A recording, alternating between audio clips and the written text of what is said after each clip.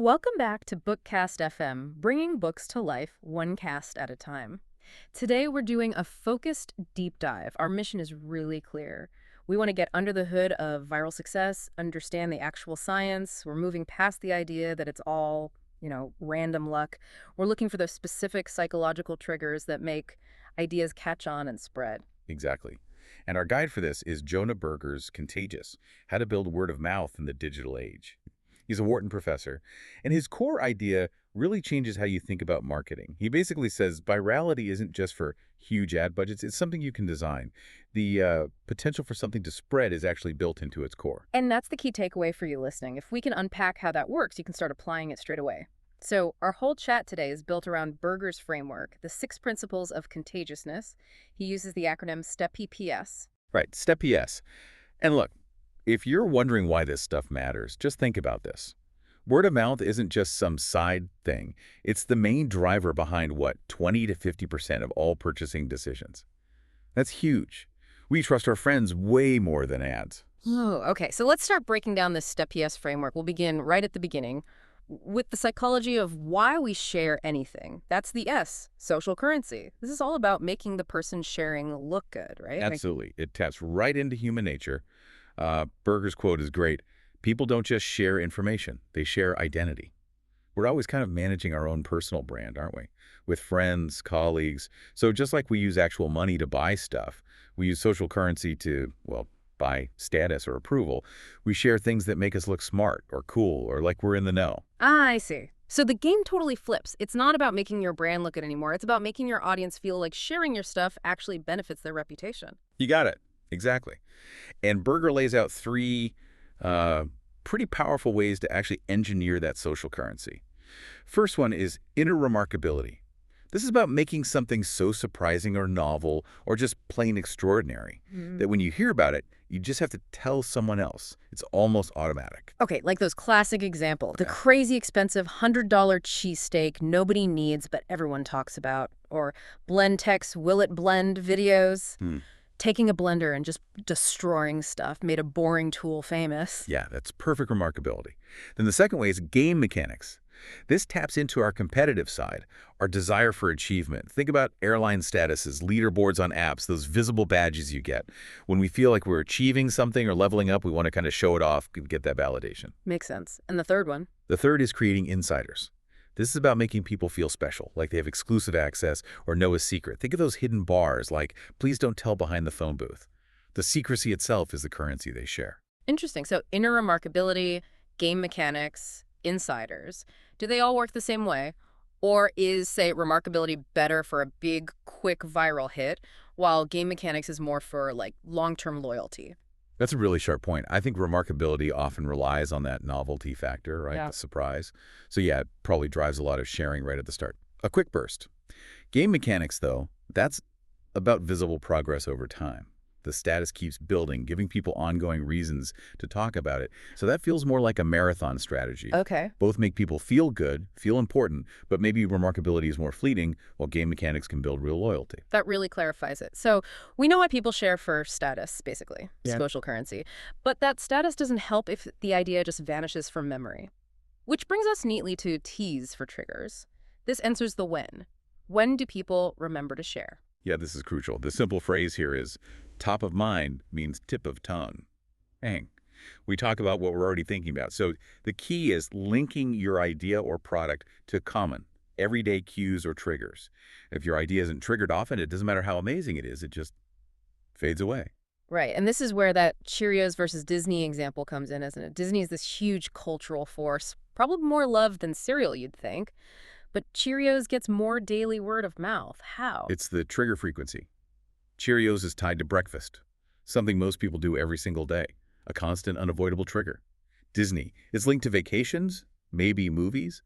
Big emotions, yeah, but they happen way less often.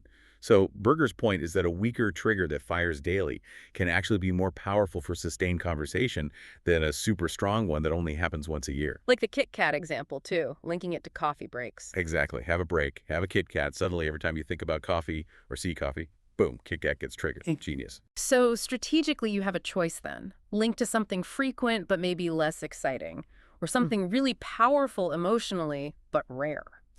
Well, it probably depends on what you're trying to achieve and maybe your budget. Mhm. If you need that steady, ongoing awareness, go for the frequent trigger. Keep that baseline chatter going. But if you need a massive push, say for a launch, you need that strong emotional connection, which actually leads us perfectly into the next letter, E for emotion. Right. Triggers handle the when, but emotion is the why now, the actual fuel that makes someone hit share. Berger says, when we care, we share. hmm But it's not just any emotion. This is a really key distinction he makes.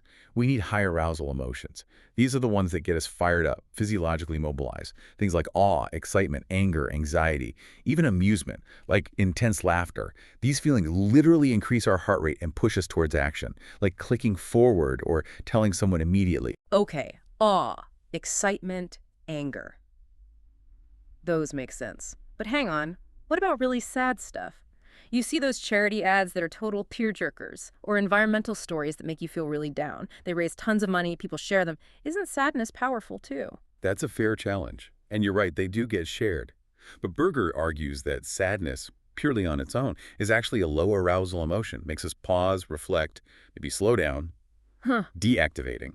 So in those successful sad campaigns, the sadness is usually paired with something else, a high arousal element. Maybe it's outrage at injustice or anxiety about what might happen. Or often the call to action itself, like donating, is framed with a feeling of awe or inspiration about making a difference. Ah, I see. So the sadness might draw you in, but it's the anger or hope that actually gets you to act or share. That seems to be the mechanism, yes.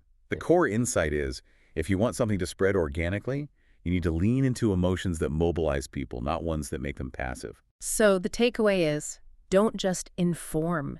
You've got to land an emotional punch, something memorable that gets the blood pumping, good or bad. Precisely. Make it memorable and make it mobilizing. Okay, that covers T and E. Now we hit the two Ps. First up, public.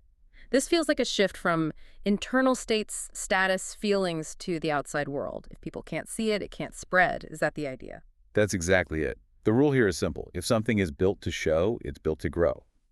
Visibility is key because it drives imitation. We're social creatures, right? We see others doing something, wearing something, using something. We assume it's okay or cool or the right thing to do. It's social proof in action. And Apple is the classic case study here again, isn't it? They didn't just make good products, they made using them visible. Totally. Those white iPod earbuds were absolute genius. Turned private listening into this public statement. You immediately knew who was part of the Apple tribe. Same with the glowing logo on laptops. You became a walking advertisement just by using it in public. Berger calls this kind of lingering evidence behavioral residue. Behavioral residue, like the Movember mustaches. Even after November, the mustache is still there, acting as this visible badge, sparking conversations. Perfect example. And in the digital age, this is amplified massively, right? Social Yeah. media challenges, profile badges, filters, they all create this visible trail, this residue, encouraging others to jump in. Got it. Okay, on to the second. Practical value. This seems more straightforward, just being useful. It is, but it's incredibly powerful. And it ties right back to social currency. We genuinely love sharing useful stuff, tips, advice, deals, life hacks. Why? Because it makes us look helpful, smart, generous. Ah, so you look good by giving value to someone else. It feels selfless, but there's still that little status boost for the sharer. It's a total win-win. But even with utility, how you frame it matters. Yeah. Berger brings up the rule of 100 for discounts. Basically, if the item costs less than $100, framing the discount as a percentage sounds bigger. Like 20% off a $50 shirt feels significant. Right. But if it's, say, a $2,000 laptop, saying 20% off doesn't hit as hard as saying save $400, the absolute number feels much more substantial then. Exactly. The perception of value changes based on that initial price point. It's clever framing. And this principle is why things like life hack videos or referral codes for Uber or Airbnb or really good coupon codes spread like wildfire. They offer immediate, concrete value to both the person sharing and the person receiving. That fuels huge word-of-mouth growth. Makes total sense. Okay, that brings us to the final letter, the last S, stories. Berger seems to suggest this is kind of the ultimate vehicle for everything else. Yeah, you could call it the Trojan horse. Facts and figures. We forget them easily. But wrap those same ideas in a narrative. Suddenly they're memorable, engaging, persuasive. As Berger puts it, information travels under the guise of what seems like idle chatter. People just telling a story, maybe gossip, but the brand message gets carried along for the ride. But there's a crucial catch here, isn't there? The product or the core idea has to be integral to the story itself.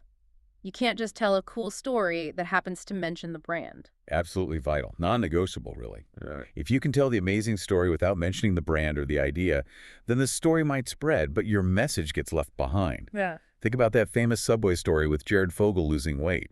You couldn't tell that story without mentioning Subway sandwiches. The brand was essential to the transformation, the outcome. Right. The brand was the solution in the narrative. Precisely. So the message was inseparable from the story people wanted to share. Okay, so for you listening, the practical step here is to stop just listing features or facts. Find your core message, then wrap it in a narrative arc, a beginning, middle, and maybe a little conflict or surprise. Make sure your product or idea is absolutely central to that story. And then, like we talked about, inject some of that high arousal emotion. Keep it simple, easy to retell. That's your Trojan horse. That's the blueprint. And that wraps up the whole framework. S for social currency. T for triggers. E for emotion. E for public. Another P for practical value. And S for stories. Step PSS. It really does reframe how you think about things spreading. It's not magic, it's not luck. It's about understanding these psychological drivers and deliberately building them in. The design itself creates the word-of-mouth engine. Exactly. As Berger says, virality isn't born, it's made. So maybe a final thought, an action for you to take away. Think about one thing, a product, an idea, a message that you really want to spread this week. Just one thing. Now look at the Step PS framework again. Yeah. Honestly ask yourself, which single letter is the weakest link right now? Is it not visible enough? Lacking emotion, no clear trigger. Focus just on strengthening that one element. See what happens to the word of mouth. That's a great focused challenge. Hopefully this deep dive into Contagious has armed you with some powerful tools to make your own ideas stick. And we definitely encourage you to grab the book itself, support Jonah Berger, and explore these ideas even further. We'll put a link in the description, of course. Thanks so much for joining us today. This has been BookCast FM, bringing books to life one cast at a time.